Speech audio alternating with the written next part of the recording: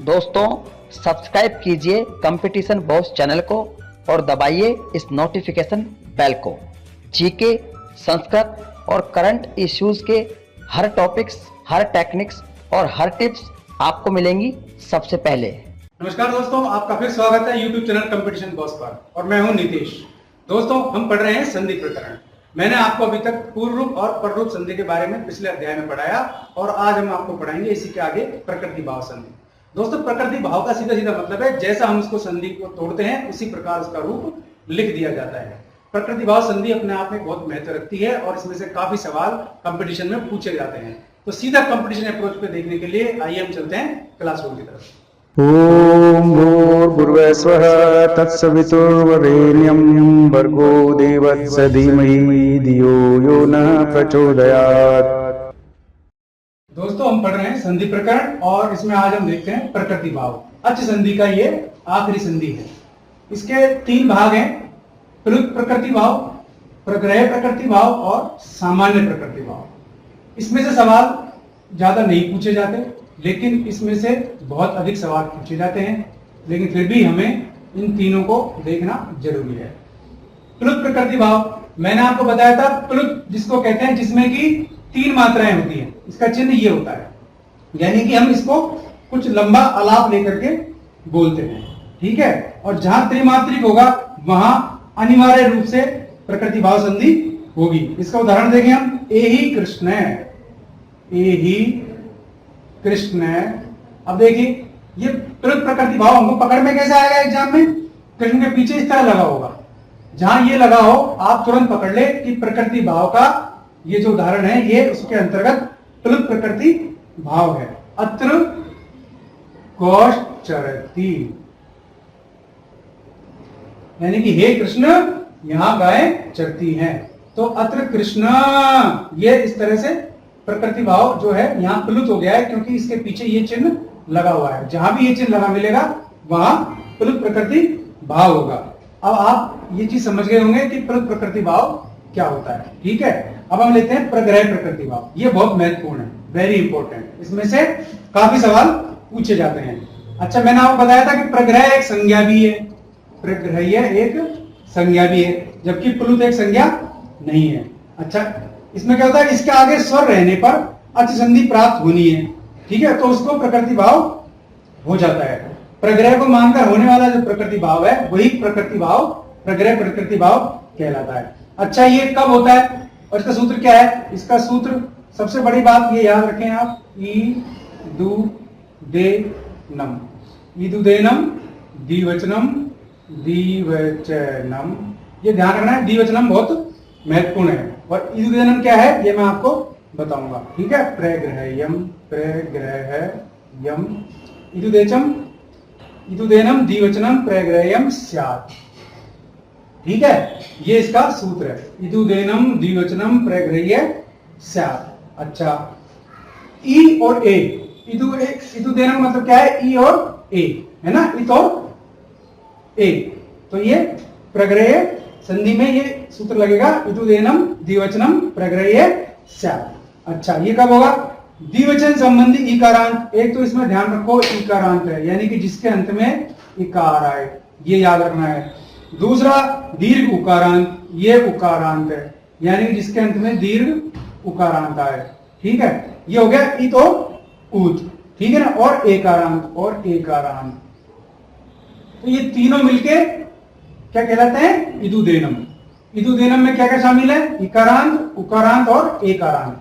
ई, उ और ए है ना, एनम, यानी कि ये तीनों ई, उ और ए ये मिलकर के ईदुदेनम कहलाते हैं। ये तीनों, इन तीनों को क्या कहा जाता है, इन तीनों पदों को प्रग्रह्य कहा जाता है। तो ये सवाल पूछता है सीधा सीधा पेपर में, ध्यान रखना कि प्रग्रह्य कौन कौन है, इकारांत, उकारांत, एकारांत या उपयुक्त सभी। तो उपयुक्त सभी इसका जवाब होगा। ये भी एक इन्होंने इसका उदाहरण हम दे सकते हैं, एक क्वेश्चन हम यहाँ तैयार कर सकते हैं। अब देखिए ये प्रकृति भाव कैसे होता है, सूत्र मैंने आपको बताया कि ईदुदेनम द्विवचनम प्रग्रह्यम स्यात्। अच्छा इसका उदाहरण देखें हम, जैसे हरि एतौ, हरि एतौ, ये हरि एतौ, ठीक है। हरि एतौ, अब देखो यहां हरि शब्द है, ये क्या है, ये प्रथमा विभक्ति का द्विवचन है। हरि शब्द में अपन देखेंगे इस तरह कहां लिखा जाता है, प्रथमा विभक्ति का द्विवचन हरि बनेगा ये। तो ये द्विवचन होना चाहिए, दूसरी बात। अच्छा, द्विवचन है तो यहाँ यण संधि होनी थी। क्या होनी थी, हरि ई प्लस ए, तो क्या होना था, यहाँ यण प्राप्त होना था, ई को यह होना था, लेकिन यहाँ नहीं हुआ। ये प्रग्रह होने के कारण प्रकृति भाव होगा और ये रूप एज इट इज ही रहेगा, यानी कि इसको अपन को मिलाना नहीं है, ये ऐसा कैसा ही लिखा जाएगा।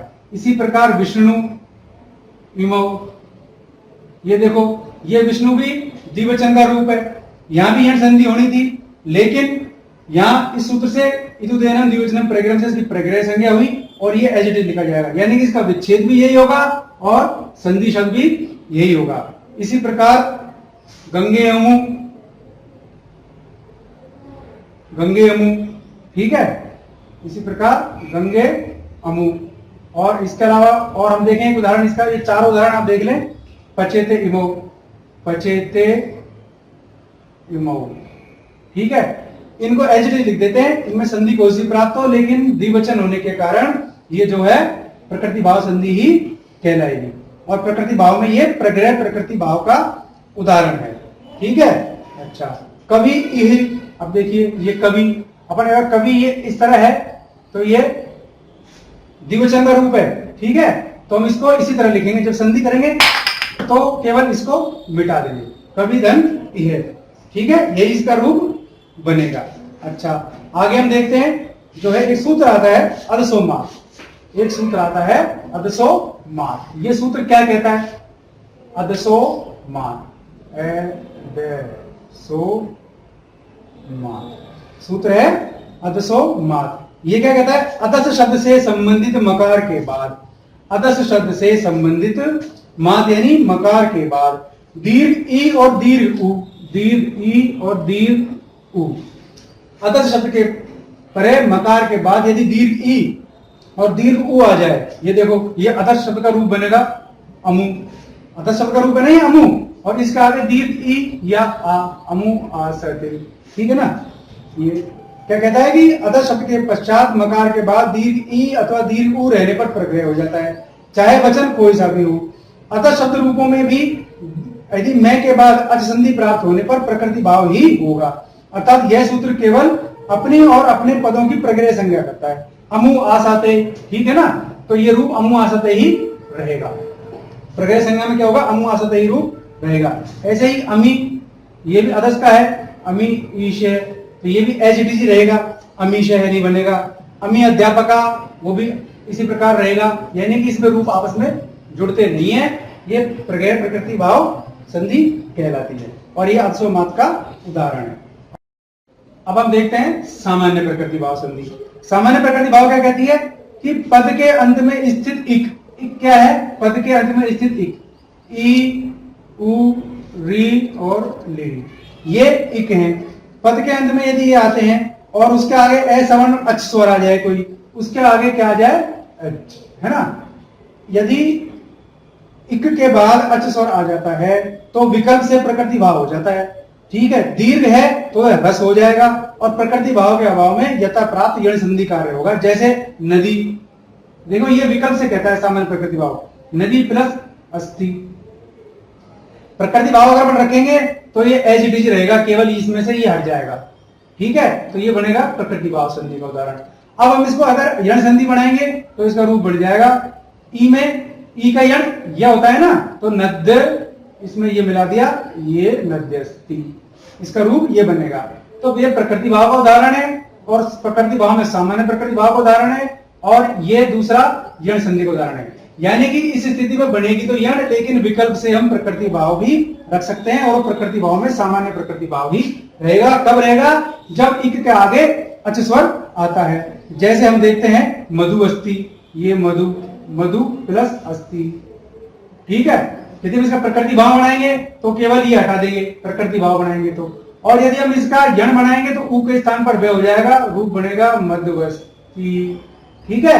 तो इसमें विकल्प से भी रूप बनते हैं, ये ध्यान रखना है। सामान्य प्रकृति भाव में विकल्प से भी रूप बनते हैं। अच्छा, एक और ले लेते हैं हम, रोगी अत्र, ई को यह हो जाता है, यदि हम प्रकृति भाव बनाएंगे तो रो भी धन अतरी रहेगा, और यदि इसका हम यण संधि बना देंगे तो ये बन जाएगा रोग यत्र, क्योंकि ई के स्थान पर ये बन जाएगा तो गे आधा रह जाएगा, रोग यत्र, इसका रूप बनेगा रोग यत्र, रोग यत्र, ये यण संधि बन जाएगी। तो सामान्य प्रकृति भाव विकल्प से होती है। इसकी शर्त क्या है कि इक यानी ई उरी के आगे पच स्वर होना चाहिए। अच्छा, एक चीज और है, मैं आपको बता दूं, ऋत्यक है, ऋत्यक है, ऋत्यक है, ये क्या है? अच्छा, ये एक सूत्र है, ये आपको बताता है कि पद के अंत में स्थित अक में क्या है?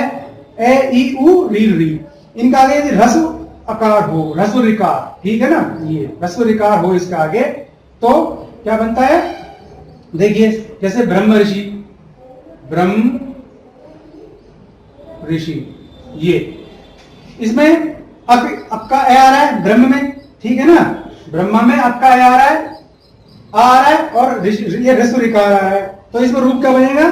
ब्रह्म ऋषि, एक तो ये बनेगा ब्रह्म, ठीक है, और ये ऋषि, ये बन गया। अच्छा, इसमें दूसरा रूप क्या बनेगा इसका, इसी का ब्रह्म, ये देखो इसके रूप ये बनेंगे, लेकिन ये रूप कब बनेगा? ब्रह्मर्षि वाला मिला कब लिखेंगे अपन? जब ये गुण संधि होगी। ये भी विकल्प है, ये ब्रह्मर्षि, मैंने पहले बताया था गुण संधि में ऊपर रह होता है या एक ही मात्रा होती है, लेकिन यहां ह्रस्व होगा, आ नहीं होगा, तो यहां ब्रह्म ऋषि है ना कि ब्रह्मार्षि, ठीक है ना, तो ये ब्रह्म ऋषि तो गुण संधि बनेगी। अच्छा, हम विकल्प से इसमें प्रकृति भाव करेंगे, जो नृत्य करवत है, उसके बाद क्या सूत्र बनेगा उसको हम पूरा लिखेंगे, ये ब्रह्म ऋषि, यानी कि रे ऊपर नहीं दिखाना है, तो ये रूप बनेगा ब्रह्म ऋषि, ठीक है। इस प्रकार ये आपका जो है स्वर संधि पूर्ण हुई। तो दोस्तों, आज के लिए बस इतना ही। यह जानकारी आपको कैसी लगी कमेंट बॉक्स में जरूर लिखें। अगर आपको यह जानकारी पसंद आई तो आप इसे लाइक करें और अपने दोस्तों में शेयर भी जरूर करें, और अगर मेरा चैनल आपको पसंद आया तो इसे सब्सक्राइब करना ना भूलें। ऐसी किसी उपयोगी जानकारी के साथ फिर मिलते हैं अगले वीडियो में, तब तक के लिए नमस्कार।